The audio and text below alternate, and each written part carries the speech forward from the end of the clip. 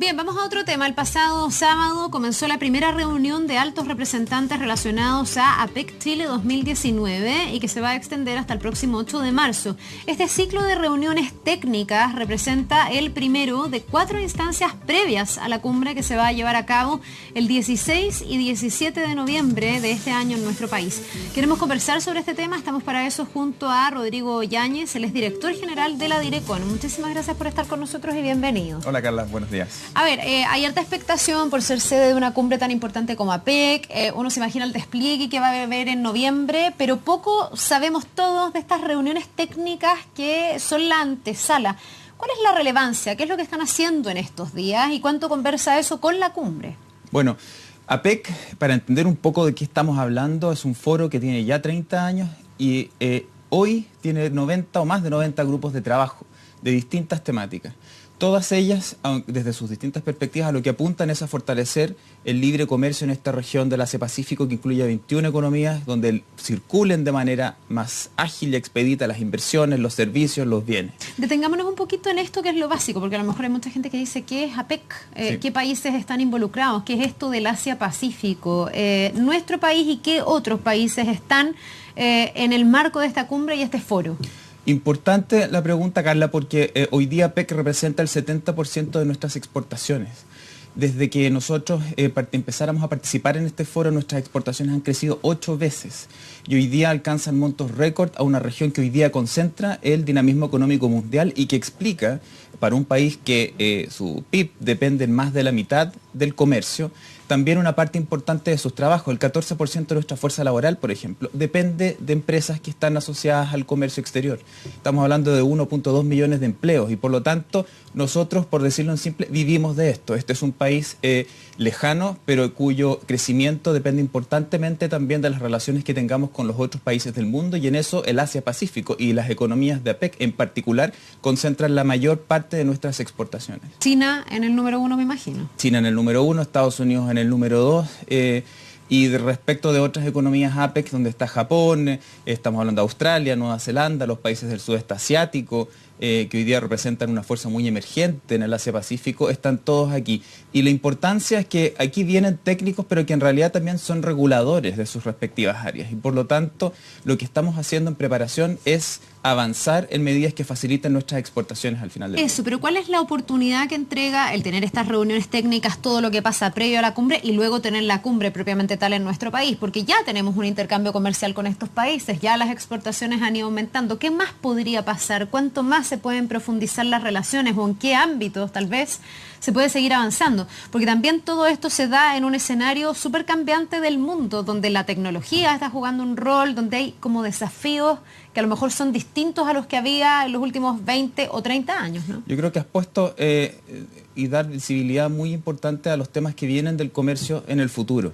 Y por eso es tan importante APEC, porque no solamente económicamente es un espacio que concentra estos flujos de exportaciones nuestros, pero también es un país donde se producen muchas de estas tecnologías. APEC aborda como parte de su agenda, y es parte de una de nuestras prioridades de los ejes, que es sociedad digital, justamente lo que va a significar la nueva economía y lo que va a significar qué reglas tenemos que tener para esa nueva economía. ¿A qué le llamamos nueva economía? ¿A la economía online? Economía digital. ¿A la economía como el e-commerce, en el fondo el intercambio global de bienes y servicios? Y no solamente el e-commerce, que en realidad es la plataforma para poder exportar, importar bienes como uno tradicionalmente los conoce, sino que también toda la producción digital.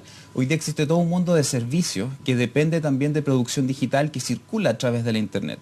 Y eso es algo que hoy día está discutiéndose, por ejemplo, a propósito de cómo establecemos una tributación a ese flujo o ese tipo de intercambios sin afectar justamente que tenemos que producir también que esta economía y esta nueva área de desarrollo para las personas florezca.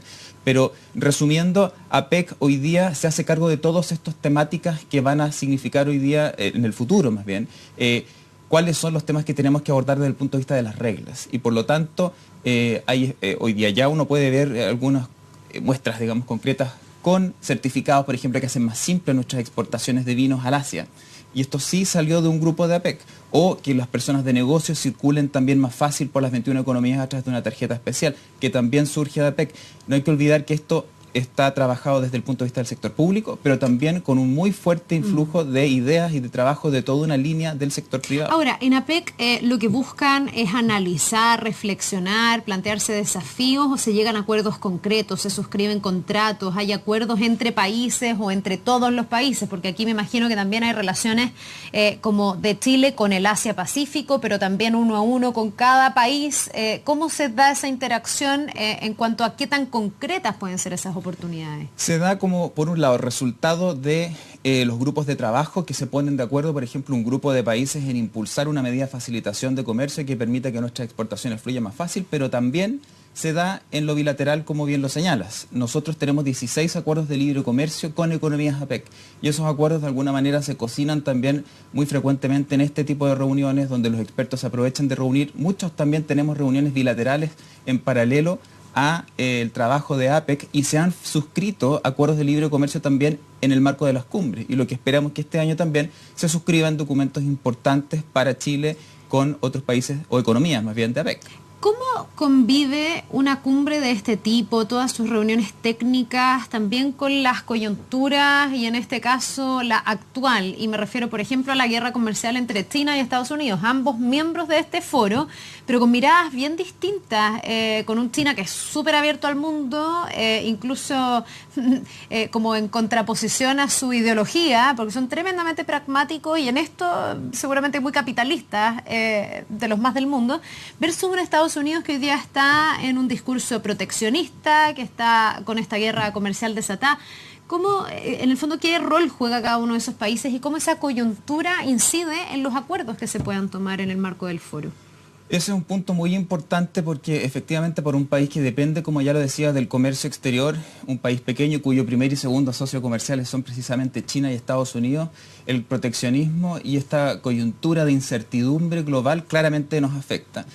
Pero lo importante y allí es donde el liderazgo del país y que se le ha puesto también por encargo del presidente Piñera y el canciller Ampuero es justamente el poder ser una voz activa para un país que tiene la red de acuerdos de libre comercio más potente del mundo.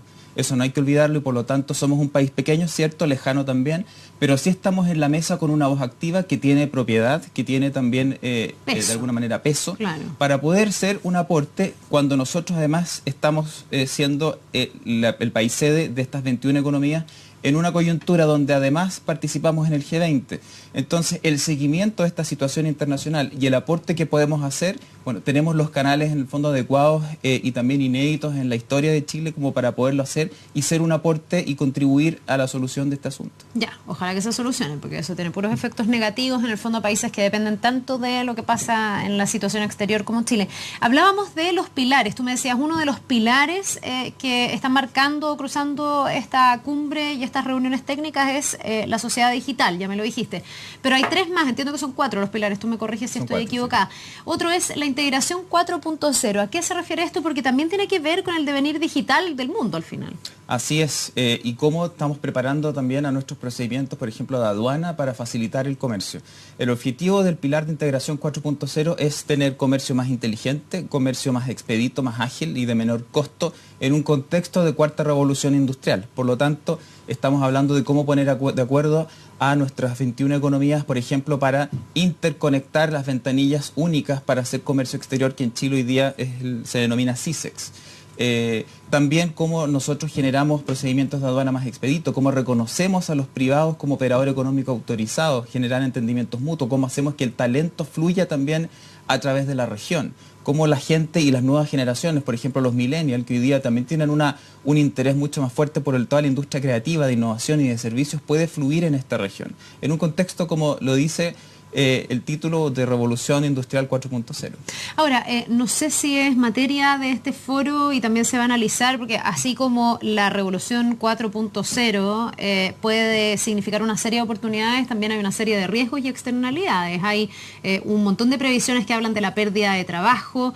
No sé si eso también lo aborda el foro, en el fondo cómo aprovechar las oportunidades, pero también cómo reducir las externalidades, cómo reinventar, cómo hacer, no sé, que los puestos tradicionales de trabajo que se van a perder en cada sector, por ejemplo, exportador de Chile, se pueda reemplazar. ¿Eso es materia del análisis y de los desafíos? Porque en el fondo, perdona, detrás de eso no está el solo generar mayores oportunidades comerciales, sino que me imagino hacerlo también más sustentable para los países y para las personas, para que se beneficien de estas nuevas oportunidades. Sí, cuando uno habla de la nueva economía, inevitablemente tiene que mezclar temas de educación y de trabajo, porque aquí lo que tenemos claro es que se va a agregar valor y por lo tanto al agregarse valor se van a tener que generar nuevos empleos, pero para esos nuevos empleos necesitamos tener nuevas habilidades que hoy día no tenemos. Y eso es algo que está haciendo, es parte de la discusión de cómo nos preparamos para esto. Lo que sabemos es que hay una reconversión de los procesos, digamos, de producción en el mundo hoy día, y por lo tanto que van a generar valor y que tenemos que estar preparados para poder aprovechar ese valor. Y eso es algo que hoy día nos permite estar a la vanguardia de esa discusión y de la preparación que como país necesitamos, porque esta es una preocupación central también de la agenda del gobierno del presidente Piñera. Esto puede estar dentro del tercer pilar que leo, es crecimiento sustentable. No sé a qué más se puede referir el crecimiento sustentable, si necesariamente tiene que ver con la interacción de las oportunidades económicas, por ejemplo, con el respeto al medio ambiente. Sí. Estamos además en un escenario de cambio climático. Aquí también hay miradas distintas, un Estados Unidos que no cree en nada de esto, que tampoco sé cómo aborda estos temas que cruzan la economía inevitablemente. Sí, el eje de la prioridad de desarrollo sustentable, que en realidad es el cuarto, busca centrarse en tres temáticas centrales. La primera es océanos. Nosotros somos 21 economías que miran al Océano Pacífico y por lo tanto el punto del manejo sustentable de la pesca ilegal, por ejemplo, de los subsidios a la pesca, pero también desde el punto de vista ambiental y de los desechos en el Océano Pacífico, son temas que se discuten en los grupos de trabajo para buscar maneras de evitar que eso se genere y que podamos en el fondo tener una explotación sustentable de nuestros recursos. ¿Y ahí se llega a acuerdos o se llega a exigencias para los miembros o son cosas como más bien declarativas? Porque mientras tú hablas de eso yo estoy pensando en las ballenas y los japoneses, mientras tú hablas de eso yo estoy pensando en China y sus niveles de contaminación. O sea, una cosa es reflexionar sobre estos temas y decir que la economía debe ser sustentable y respetar el medio ambiente, y otra cosa es comprometerse con algo concreto para respetar ese medio ambiente. APEC es un foro no vinculante, eso es cierto, pero también permite que entre estas 21 economías se discutan las cosas bastante frontalmente y de una manera, por decirlo así, segura. Ya. Y por lo tanto, el tipo de avance que se genera en APEC desde el punto de vista como de la evidencia, si uno mira para atrás, es bastante más efectivo que enfrascarse en una negociación que muchas veces no llega a puerto. Y por lo tanto, si entre las 21 economías no existe consenso, probablemente existe entre 15, entre 18, entre 20. Y se lanzan iniciativas entre esas que después se van sumando y a veces se hacen extensivas al total de la membresía de APEC.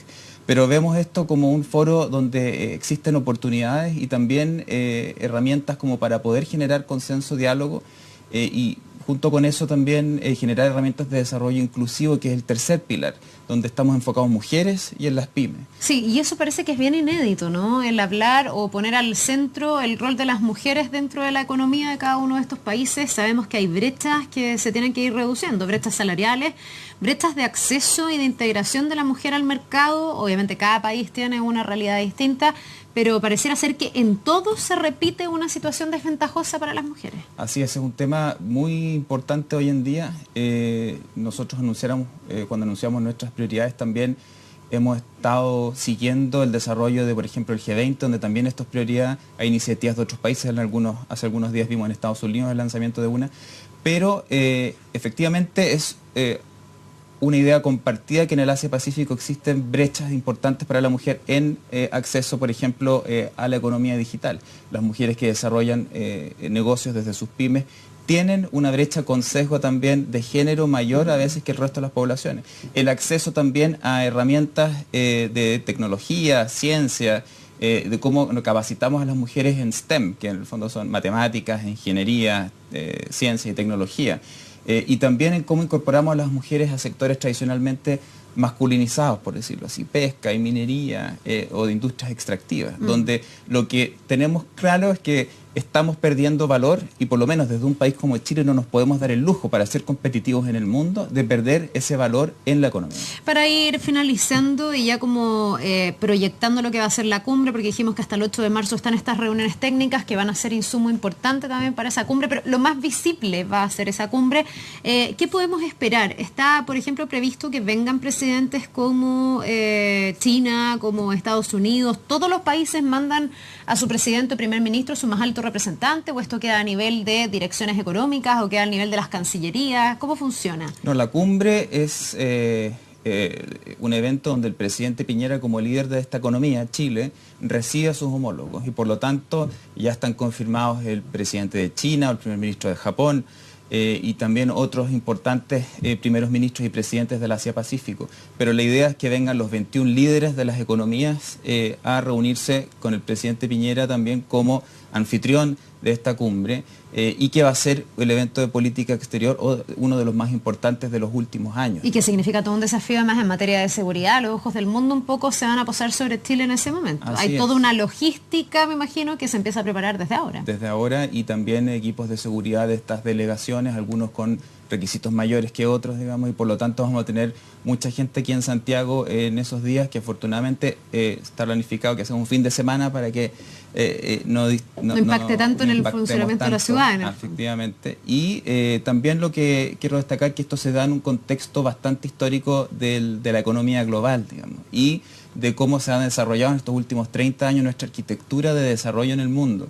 Y por lo tanto, en un contexto de proteccionismo, de tensiones comerciales, efectivamente, Chile va a ser protagonista y tener una voz activa y clara en algo que está en el centro y que va a seguir estando en el centro de nuestro desarrollo, que es el comercio exterior y el libre comercio. Bien, pues es interesante el desafío, nos vamos a quedar pendientes, seguramente vamos a ir hablando durante todo el año en distintas instancias de lo que se está haciendo y de lo que se está preparando ya para finalizar en noviembre con la cumbre y todo el despliegue, que va a ser algo que vamos a poder evidenciar un poco más. Muchísimas gracias por esta entrevista. Gracias, Carlos. Que te vaya muy bien, un buen día, nos vemos.